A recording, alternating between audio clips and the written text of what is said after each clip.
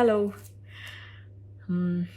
This is the first time that I'm getting in touch with you all to clarify something, and I think this will be the first time that I'll be thinking twice before I speak my heart because I'm anxious that my words might be misinterpreted. So forgive me if I take a while longer than usual to communicate my thoughts.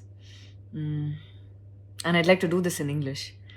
In a recent interview, I was asked if I was a supporter of the left or the right wing, and I clearly stated that I believe I'm neutral, and we need to be good human beings first before we identify ourselves with our beliefs, and that the oppressed need to be protected at any cost.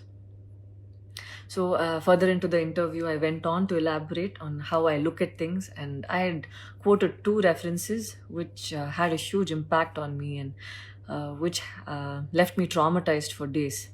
In fact, after I watched the film The Kashmir Files, I had the opportunity to speak with the director, and this was 3 months ago. I remember telling him that I was disturbed seeing the plight of the people at that time, and being someone that I am, I would never belittle tragedy like the genocide and the generations of people who are still affected by it. Having said that, I can never come to terms with the mob lynching incident that had taken place during our COVID times because I remember seeing that video and being shaken for days. I believe that violence in any form is wrong, and violence in the name of any religion is a huge sin. So this is all that I wanted to. This is all that I intended to say, and that's all.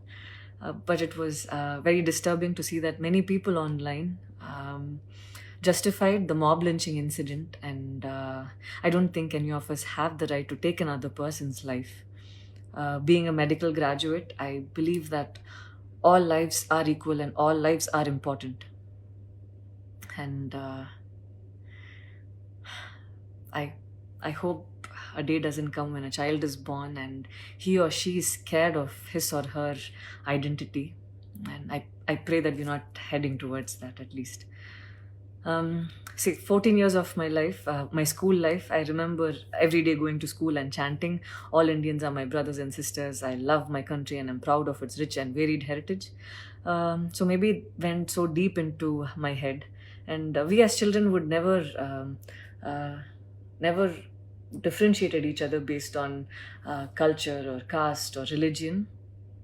So, so anytime I speak, it comes from a very neutral ground, and I was very surprised to see that whatever I had spoken was taken in a completely different way. And it was also very upsetting to see that a lot of prominent personalities and websites had carried a snippet from the previous interview that I had given, even without seeing the complete interview or the genuinity behind what was said. Um, I would like to take this opportunity to thank the people who stood by me the last few days because I remember feeling so alone and conflicted, wondering what I did wrong. And it was heartwarming to see that a lot of people raised their voice in support of me, and I felt like they knew me for who I am. So, thank you so much for making me feel like I wasn't alone. So, I wish you all happiness, peace, and love. Thank you so much.